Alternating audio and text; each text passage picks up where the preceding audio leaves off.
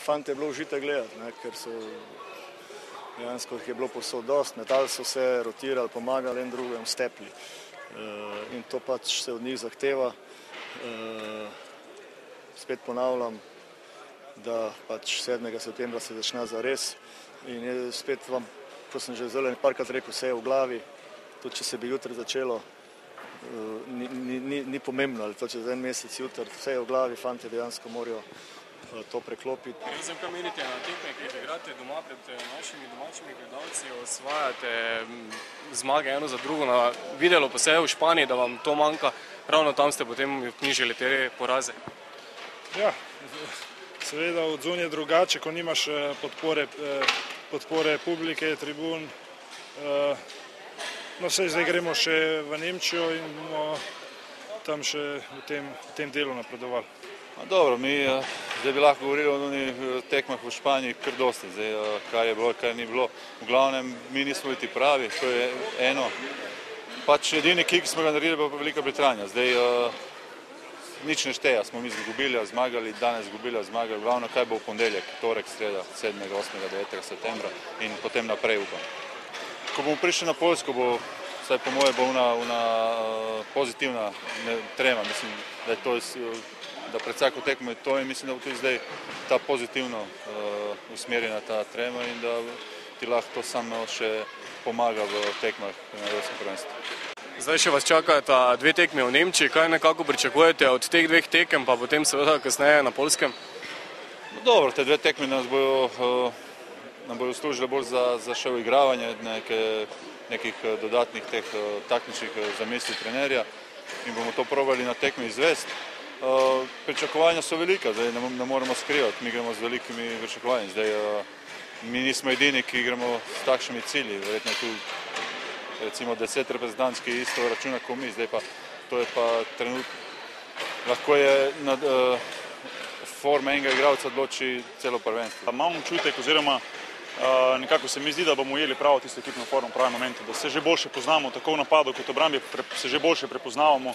V teh zadnjih 2 tekmah v Nemčiji bomo to še izpilili in jaz verjamem, da bomo pravi.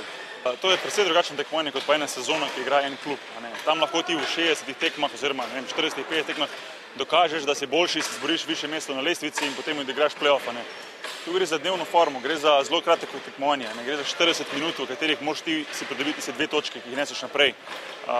Tako da 1-2 igralca sta tu dovolj, ki lahko imata dan in data vsak po 20-25 točk in preobrnete tehniko na svojo stran. Tako da to, da katerim ekipam manjkajo igralci, to ni doben izgovor oziroma nič takega, da bi zdaj mi rekli, zaradi tega bo pa delo lažje. Kvečemo take reprezentance ponavadi še bolj strne vrste in igrajo še boljše, ker gre za zelo kratek turnir. Zdaj je treba prvo pogledati kaseto s teh 2 tekem, da vidimo, kje smo delali napake. Sigurno v danih momentih bi lahko malo bolj skontrolirali, mogoče smo v prvem polčasu malo preveč divjali in to so te momenti, ko je treba prepoznati, kdaj pritisniti na plin in dvigniti tempo, kdaj pa umiriti. Sploh te stvari. Akcije zdaj imamo bolj kot ne že ugrane. Sem siguren, da bomo tudi v obrambi še par detajlov odpravili, kako pomagati pick and roll igri, kako pomagati z strani pomoči in take stvari. Dobro, mislim, da ta teden bo prav prišel še. Kakšni pa so vaši občutki, glede na to, da igrate v reprezentanci skupaj z bratom? Občutki so enkratni. Skozi sem to pravil, v bistvu mi je zadnjih 7 let nisem preživela več kot mogoče 14 dni skupaj, kajti meni se sezona prej končala, se njem prej, ko še ono dopust, jaz dopust, v bistvu je tudi to ena dobra stvar, da se lahko malo družimo, da se ponovno spoznava.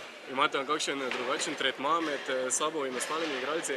Ne, v bistvu na terenu, ko smo na igrišču gor, se vsi spoštujemo in mislim, vsi cenimo en drugega enako in vsak enako. En trenutek sem prav opazil, ko ste skočili iz klopi in ste prav samo to nekaj povedali, kaj je bilo? Ja, v bistvu to je bilo, zdaj, ko se je pred 3 dnevi se je zvil malce gležen in 2krat ni treniral z nami, in smo postavili pač neko novo obrambo in tisti, ko je igral, je bil tako, bi rekel temu, napaljen in je malce pozabil, da sem ga sam spomnil, da več pa nič kaj posebnega. Čista bratska ljubezen. Čista bratska ljubezen, ja.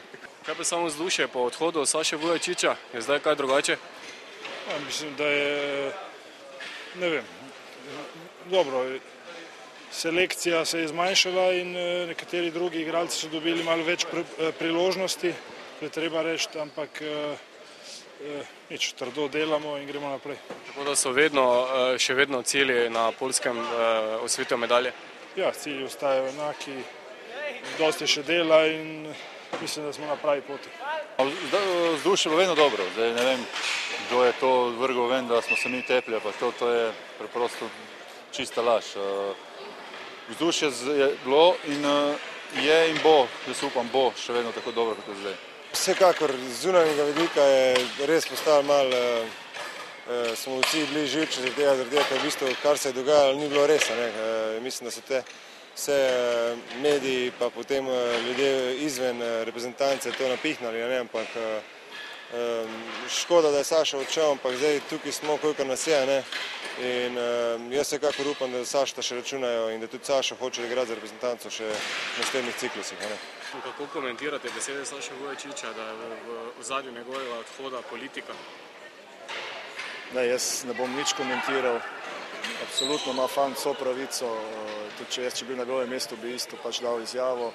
Ima vso pravico povedati svoje mišljenje in tu se stvar konča, kar se mene tiče.